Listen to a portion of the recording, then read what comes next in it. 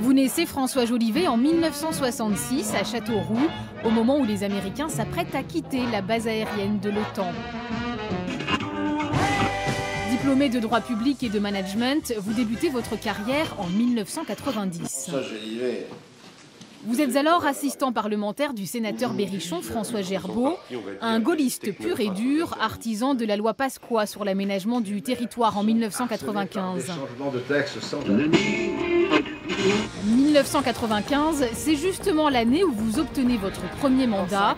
Vous êtes élu maire de Saint-Maur dans l'Indre à l'issue de municipales largement remportées par la droite, un mois après l'élection de Jacques Chirac. Élu avec 53,40.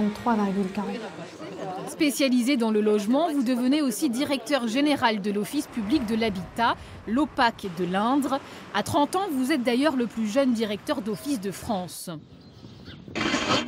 Et puis en 2004, vous faites partie de l'équipe de Serge Vincent, tête de liste UMP-UDF pour les élections régionales.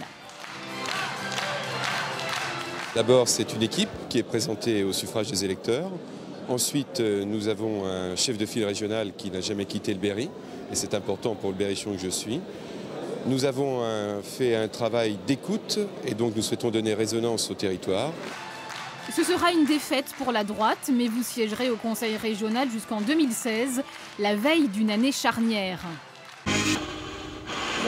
2017, l'année où les mauvaises langues diront que vous retournez votre veste, vous quittez l'UMP pour rejoindre les marcheurs d'Emmanuel Macron. Vous êtes candidat de la majorité présidentielle aux législatives dans l'Indre. On fait en sorte de donner le meilleur de soi-même. J'ai beaucoup écouté de malheurs dans la circonscription de gens qui étaient en attente.